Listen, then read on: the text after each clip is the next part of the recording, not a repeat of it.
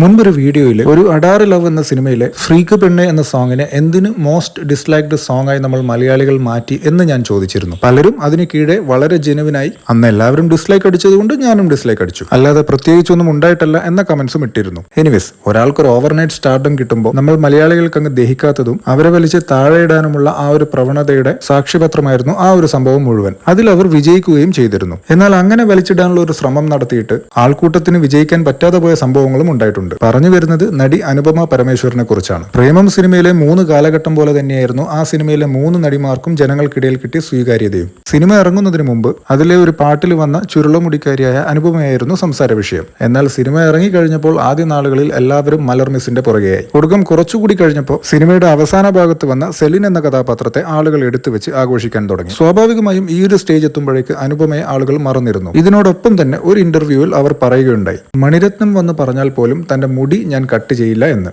ആളുടെ സ്വന്തം ശരീരത്തെ പറ്റി എടുത്തൊരു തീരുമാനം മാത്രമായിരുന്നു അത്. എന്നാൽ പ്രബുദ്ധരായ മലയാളികൾക്ക് അത് ഇഷ്ടപ്പെട്ടിരുന്നില്ല. അതിനിവൾ ഏതാ എന്ന തരത്തിലുള്ള കമന്റുകൾ അന്ന് ഫേസ്ബുക്കിൽ വന്നു തുടങ്ങി. ഒപ്പം സിനിമയിലെ ഹിറ്റായ മറ്റ് 2 നായകന്മാരെ പൊക്കിപ്പിടിച്ച് ഇയാളെ താഴ്ത്തിക്കെട്ടാനും തുടങ്ങി. എന്നിട്ടെന്താ സംഭവിച്ചത്?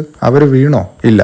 മറിച്ച് ഈ കമന്റ് ഇട്ട ടീംസ് ഒക്കെ വെള്ളത്തിലായിരുന്നു വരഞ്ഞുകൊണ്ടിരുന്നത്. കാരണം അവര് നേരെ തമിഴിലേക്ക് പോയി, അവിടുന്ന് തെലുങ്കിലേക്കും. പക്ഷെ ആ പോയ പോക്ക് അപ്പൊ കിട്ടിയ ഇൻസ്റ്റന്റ് ഫെയിമിന്റെ പുറത്ത് ഏതെങ്കിലും 1-2 സിനിമ അഭിനയിച്ച് തിരിച്ചു വരാൻ വേണ്ടി പോയതായിരുന്നില്ല. മറിച്ച് അന്ന് മുതൽ ഇന്ന് വരെ അവർ അന്യഭാഷയിൽ, പ്രത്യേകിച്ച് തെലുങ്കിൽ ആക്റ്റീവായി നിൽക്കുകയാണ്. ഞാൻ ഇത്രയും പറഞ്ഞു കഴിയുമ്പോഴേക്ക് പലരുടെയും മനസ്സിൽ ആ ചിന്ത ഉടലെടുത്ത് തുടങ്ങിയിട്ടുണ്ടാവും. കമന്റ് ടൈപ്പ് ചെയ്യാൻ കൈകൾ തരിച്ചു വരുന്നുണ്ടാവും. എന്ത് കമന്റ്? അതിനിയാൾ തെലുങ്കിൽ പോയിട്ട് എന്തുണ്ടാക്കിയെന്നാണ് നീ പറയുന്നത് എന്നുള്ള കമന്റ്. അപ്പോൾ അങ്ങനെ കമന്റ് ചെയ്യുന്നതിന് മുമ്പ് ആളുടെ ഫിലിമോഗ്രഫി ഒന്ന് എടുത്തു നോക്കുന്നത് നന്നായിരിക്കും. കഴിഞ്ഞ 10 വർഷങ്ങൾക്കിടയിൽ 25-ന് മേലെ സിനിമകൾ ആൾ ചെയ്തു തീർത്തിട്ടുണ്ട്. ഒപ്പം ഇതും ഒന്ന് വായിക്കുന്നത് നന്നായിരിക്കും. വെറുതെ വീട്ടിലിരിക്കുന്ന ഒരു പെണ്ണിന് ഇതൊന്നും അച്ചീവ് ചെയ്യാൻ സാധിക്കില്ല എന്ന് നിങ്ങൾക്കറിയാമായിരിക്കുമല്ലോ.